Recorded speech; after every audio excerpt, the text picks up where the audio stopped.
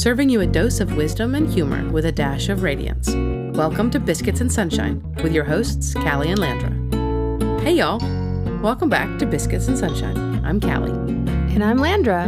It makes me hella happy to have you here with us. We're recording this from Distant Sport Audio Studios in Athens, Greece. Welcome to episode 9, and yeah, Pame, let's go. Today we're talking about a topic that doesn't get much attention in pop culture, but we both agree it needs to be talked about more. That's the idea of adult friendship. That's so true, and it's a topic so near and dear to both of our hearts because it took work to find each other and to cultivate our relationship. We both realize how different our experiences would be if we didn't find each other. Finding friends as an adult can often feel like a struggle, but instead I think of it more as a journey. I think that's a great way to reframe it. It's that growth mindset coming into play. What? Journeys have ups and downs, and friendship changes as you age. I feel like the friendships you make as a kid are effortless, but it gets harder to cultivate the ones you get as you grow older. Or at least that's what I feel like. Yeah, absolutely. I mean, there's so many social things you do as children, right? That gets all like around social first before we get into like work and priorities and like things you have to do and like more the structure, right? It's kind of like we talk about in so many ways, like how can we get away from all this? It's just that adulting kind of thing, that way of being. But yeah, I often think about, how special it is still to be in connection with childhood friends. I think it's really rare to carry those friendships through your lifetime. There's certain ones that come and go and serve a purpose and, you make friends through certain connections. So yeah, I just think it's a journey. That makes me think of that no, it's not a proverb. Something I heard someone say one time in my life. People come into your life for a season, a reason, or a lifetime. And I feel like that's very practical information to have. I think it's something to be said too about the friendships that you are able to keep and carry with you as you grow older. The ones that sort of flex and change as you change and grow into adulthood. I recently went on a trip to Ireland with my friend Megan, who's like my longest tenured friend. We met when we were in 6th or 7th grade. And to be honest, we haven't been close all of these years. But if anyone ever reached out, the communication was always reciprocated. Even if it was just a text once or twice a year, we still remained in contact. And so when she said, I have a week of vacation coming up in March or in June or in August over all these, what do you want to do? Let's go somewhere. I'm like, heck yeah, let's go somewhere. I don't think twice about it. It's just one of those friendships that you can easily step back into without worrying about all the time that you spent apart. Yeah, that makes so much sense. When you said Megan, I was thinking of my friend Chandra. And we moved into our respective homes that our parents still have when we were 4 years old. And so we made that friendship. And what was interesting is even though we lived in the same space, we only spent, I think it was 2 years in the same school. Wow. Yeah. So she went to some private schools and I was in the public school system and I was middle school. And that actually, I remember how special it felt for us to walk to school together because I was like, we never got to do this before. Oh. Yeah, I know. And so it's interesting where, I don't know, it's like that foundational time. And then similarly, like went off to different colleges, and so why I bring up her name and what's top of mind for me is that she's coming to visit and I'm so excited. And similarly, she kind of did that thing of like, well, I know you have your life and just like any time you can give me. And I'm like, oh no, rearranging, dropping what I can to totally spend time with you and to be like the ambassador to Athens for you when you're here. And telling all of my friends because we're all going to get together because I want you to meet my new life because you're a part of my long life and all of these things. Yes, that's exactly it. That's right. No, but I think those types of friendships are rare. And I also think worth holding on to. And like you said, it takes that investment. And it's interesting, right? To reflect on what it is. Is it just like the fond memories that you had? And like you said, like somebody could text and then the other person just not respond. But because both people are like committed in some way, that just like keeps it going. I think that's a lesson for all friendship, this idea that it does take two people. And maybe that's something that we talk about a little bit later, is like the realization of when that lesson sort of dawns on you. But let's not get too ahead of ourselves early on. Has your definition of friendship changed over the years? I think yes and no. I think at the core, somebody that is I'm attracted to keeping friends that are kind, friends that are willing to, yeah, do favors, and it isn't like this, like, keeping score per se, it's just being, just doing it because it's like, I don't know, it's just a nice thing. And then also humor, I think is something too, I realized, like, friends that I've had when I was just reflecting on it, like, humor is always a big thing.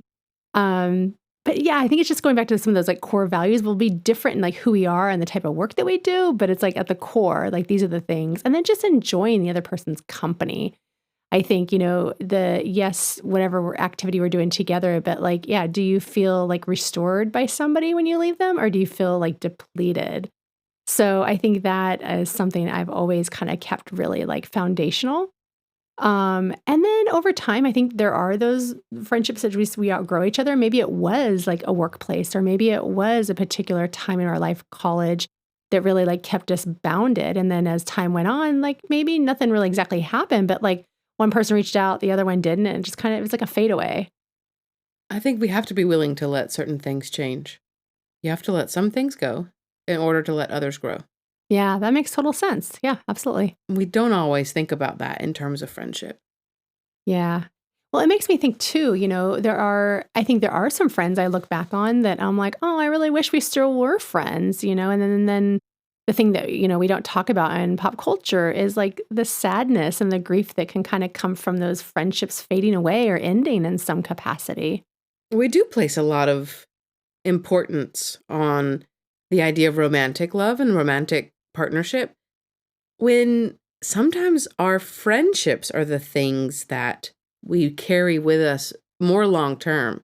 Like when you talk about your childhood friend, my childhood friend, they will probably outlast any sort of relationship because we were both older in our lives when we when you found your spouse and when I will find mine. So I think it is very important. And any relationship that ends deserves a grieving process of sorts. For me, I think the definition of friendship hasn't changed, it's just deepened. Hmm. As a kid, this is my friend because she let me borrow her eraser, or Yeah. she gave me cherry lip gloss. She is my friend. When now it's like, are these people pouring into me as much as I pour out for them? It's just a deeper sense, you know? Oh, you give me a eraser, I'll give you mine. And now it's not erasers, now it's like feelings, now it's Mm. space, now it's understanding. Yeah. And I think of too, it's like it's the life events that start to emerge as you're an adult. When tough stuff happens, who are the ones showing up? Are they the people that are only showing up for the good times? Then that's probably not going to be a really deep kind of friendship, as you mentioned. And I just think, back to my dad, passing away, and people finding out, like the friends that, Chandra being the closest one, she even spoke at my father's funeral. It was just like, yeah, there are no words. Yeah,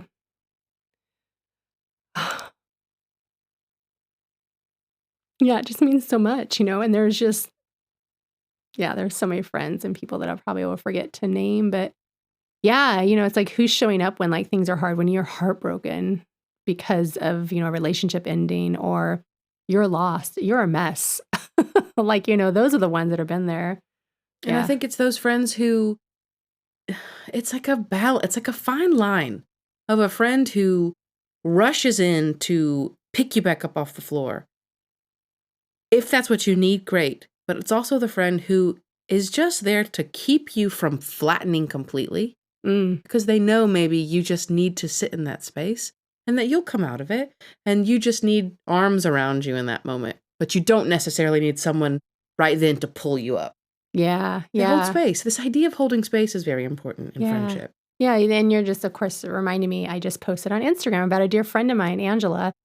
She was that friend that, did exactly what you said, like, held the space, in all the kind of different moments, and also held space for joy and all the fun things. And, she was the one, yeah, that got me to come to Greece for the first time. So, yeah, I'd say it's pretty impactful. it's impactful. I'm just feeling really, like, tender right now in a good way. Oh, yeah, and I think good friendship Grateful. does that, Yeah. you know? These experiences and these people who touch us in such a way that almost escapes words, Mm, escapes description. true. It's a feeling. It is a feeling. So, when we think about friendship as an adult, is there something that surprised you in a good or bad way? I didn't know how hard it was gonna be. I really had no idea that this group of friends I had made up into my early like, that they were just gonna start sort of trickling away. And you look around and you think, "Oh, the only people I'm friends with are people from work," which is great, but I don't know, where am I don't know, it was just, unexpected for me in many ways, and now I Mm. think everybody's sort of talking about this on social media, but that was one thing that I didn't expect. Yeah. I also think, friends, because I mentioned being childless by choice, friends when they start families, of course their priorities are going to shift and change. They have a limited time. So there have been those friendships that have like floated a little bit farther away. And, some of them it's like no harm, no foul. And I joke often, but I think it's true. Like, see you in 18 years because, right, their kids are going to be going off to college and they're like, oh, wait, who's where? And I just think that's a natural cycle of being a parent and like that life and the journey. And no harm, no foul. Please don't forget me. I'm sure I probably think of you often. We I'll can still still be be friends. here. Yeah. I think that's a lesson that perspective and age teaches you, is that just because we're not the same type of friends that we were, doesn't mean we're still not friends, and doesn't mean that we won't circle back to being friends again. Yeah, yeah, exactly. It's like leaving the door open Mhm. essentially. And then there's social media has actually had some beautiful stuff and like, it's fun to see people's lives progress, but then sometimes actually relationships have been rekindled on DMs and just messaging each other and like maybe it's not all the time, but it's a sweet like, "Oh, yeah," it's nice that they really took the time to say whatever, whatever. So I'm really loving that. And the other thing I think that in the good way it's been surprising is, in any move that I made, different places, there have been people that have, I guess, thought of me, and so when they know somebody that is in the area, will then connect me. So there's been a couple of friends made here in Athens from other people connecting, and that was surprising, and I was just in a good surprise, like, "Wow, that didn't take much work." It was just, like, meeting the person, responding to an email, showing up, and then realizing this person is pretty awesome, and how great is that? Welcome to the tribe. Exactly, just folds you right into the circle, Chelsea. It's interesting how you find friends as an adult, though. I was like, I have a male friend of mine who, I don't know, bought like a SUV a few years ago, joined a like SUV owners club.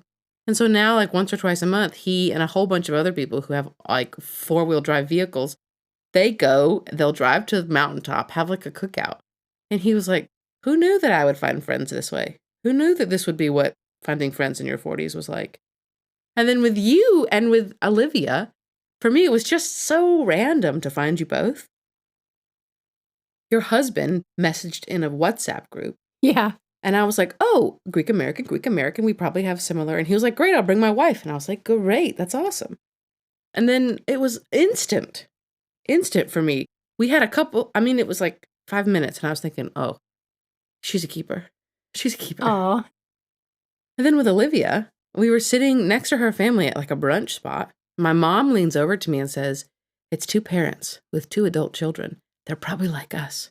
And then, like a minute later, "Hey, y'all, I couldn't help but hear you're speaking English." And then a relationship sort of grew from that. It's just random in a way. And maybe that's what I didn't expect. Because we're older and because we have fewer people around us all the time, relationships just happen in a more random way. I don't know. I'm still sort of navigating this. mm. Yeah, yeah. Another thing that I feel like I'm navigating as an adult is I'm getting better at identifying who I think will be a good friend and who I don't think is a good fit for me. Say more. I think it comes from a place of knowing myself better and knowing sort of what character traits aren't going to jive with me and then therefore probably won't jive with my friend group. If we're having conversation and I'm the only one asking questions, it's very similar to going on a date.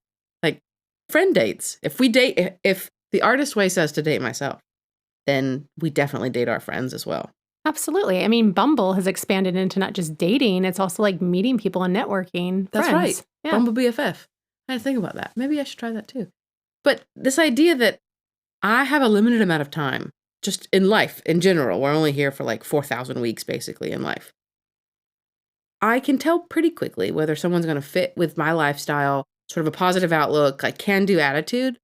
And if you're not going to be that way, this relationship might be more work for me than I'm willing to give at this moment.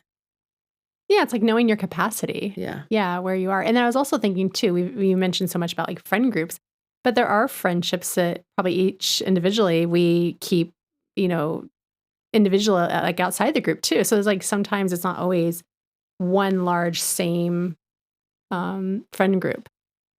I have to say, I'm probably very quickly to merge all of my friends together. Oh, interesting. See, I've always been that person where I've had friends in like many different groups. I'm quite the opposite. Oh, that's I try to interesting. make every, like, one big soup, one One big big friendship soup. paella. Yeah. One Oh, big paella. yeah. I like that so much. Greek and Spanish. Really, all the best things in life, food and friends. I love it. But now knowing that I can sort of assess friendship better, are there some red flags from an adult perspective that when you meet someone and you're thinking, oh, this could be a potential friend, are there some red flags that you're like, oop, no thanks?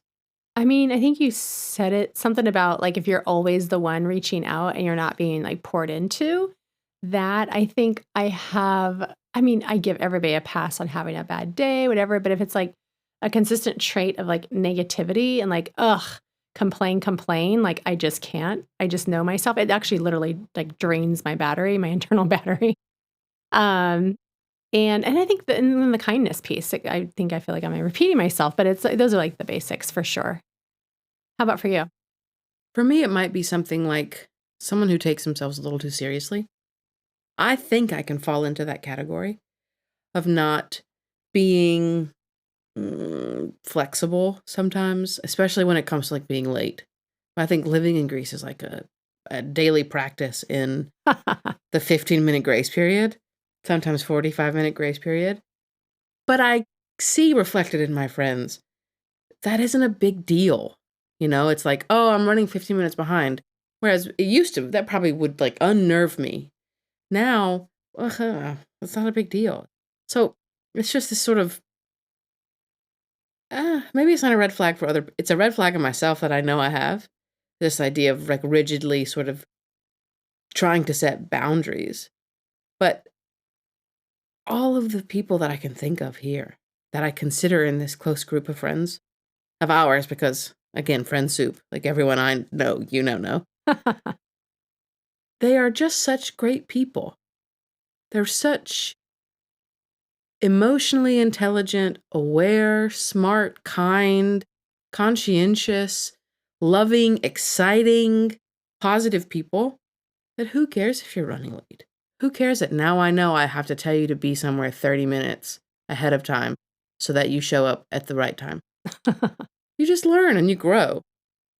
And I think maybe the older I've gotten and the more I've had to sort of seek out friendship and intentionally make friends, the more I realize that grace is the thing I think that makes relationship and friendship so powerful. Hmm. It's like you said, leaving the door open for people to come back when they're ready, when they have that capacity. That's invaluable. Seeing as we're two friends doing a podcast talking about adult friendship, I feel like it's only natural to ask the next question. What do you think makes me a good friend? So many things. I said earlier about sense of humor is like an important thing. So yeah, you are, like you constantly are just not only laughing at my jokes, but also adding to them. So we laugh, I think, all the time. And you're just so kind. I mean, the thing you did for me the other day or a couple weeks ago that I actually took advantage of was getting a massage. You knew I was complaining about my shoulder. It's been heavy a couple weeks. And so you just showed up with a gift certificate for me. And I just was like, oh my gosh, what did I do? You say this, what did I do to deserve you? It's just so kind. It was just so thoughtful, you know? And so I love you for that.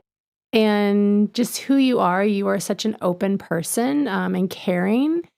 So it's all the qualities, that I think, well, I don't want to say that I have, but it's like all the qualities, that you think that you want somebody else to also like connect with you on. Thank you for that, my friend. Yeah, thank you. And also one more thing, I would say you're up for anything, Mm. which is really fun. There's Oh. nothing that I've ever said to you that you're like, nah. I'm like, hey, I found out this thing. You want to go do it? Yeah, let's go. This new restaurant. Like, yeah, definitely. Tell me what's your schedule like. Even sometimes when you ask me to hike Le Cavitos, even I say yes to You that. did say yes. I was so proud of you. And if you ask me to go to the museum where you have a membership, I will also say yes. Okay, good to know. We have a neo-impressionism exhibit going on. You heard it here, folks. Callie's going to go to the museum. Maybe we should do like some sort of podcasting after that. We'll document it on Instagram, the hike and the museum. And I'll be like, not happy. No, I'll be very happy. I'll do anything with you. Yeah, we'll just take it slow. We I'm won't like, rush. Siga. Siga. I think that was the thing we talked about going to the Louvre. You got to just pick a few things to see. That's it. We're not going to rush around. I like that. And same. What makes me a good friend? I mean, all the things you said, but for me, you're such a good active listener. Sometimes it's like I forget that I'm not like sitting here having a conversation with myself because you're sitting here absorbing all the things that I'm saying. And when you do give a response, it's so spot on to what I need. It's not always what I want to hear, but it's so spot on to what I need. And so in that also lies a great friendship quality of yours, is that you're willing to push me on things that maybe are counter to the life I want to live. Or you will confront me with a question of, oh, but why do you think that? Or maybe give yourself a few days. Like with the conversation we were having out on the couch earlier. I don't want to add to the difficulty right now, but in a few days, like maybe think about this. You're just so aware of what I need as a friend. And that is a rare quality. I also really love your capacity for silliness. You talked about humor, but I feel like this goes a step beyond because I feel so at ease to be myself. Because I know if I am silly, you will match the silly energy. Oh, yeah. And I think people have seen it, the little teaser video popping out of the bushes. I even told you, like, this is like fulfilling my like Saturday Night Live like urges to have like, yeah. It's such a great quality to have in a friend. It's like when we can jukebox together. Yep. Where sometimes we're out doing something happens, someone says a word, you and I look at each other and we start singing the exact same song because it's the way our brains operate. It's like everything triggers some sort of musical memory for us. It does, yes. It's just, you give this overall sense of comfort to me. And that really, I can't put into words how grateful I am for that. I'm grateful for you. It's like a little love fest for our friendship. It is. And that's a really nice way, I think, to end our episode. I agree. We have our adult friendship to thank for making this incredible opportunity possible. I think that's worth a toast. Yamas. As we wrap another episode of Biscuits and Sunshine, we want to thank our incredible and growing team of friends who are supporting us in so many ways. You are so dear to each of us. We also want to thank you, our listeners, for tuning in again. There's an old Irish proverb that's perfect to round out today's episode. There are good ships and wood ships, ships that sail the sea, but the best ships are friendships, and may they always be. We're happy to call y'all new friends, and we hope the week is good to you. On our next episode, we'll be talking about dreams and goals. Landra will give us a few tools to help us articulate both. You will not want to miss it. If you love what we're serving up, be sure to subscribe and rate us here on Spotify. And follow us on Instagram at Biscuits and Sunshine, all spelled out. This is Biscuits and Sunshine with Callie and Landra.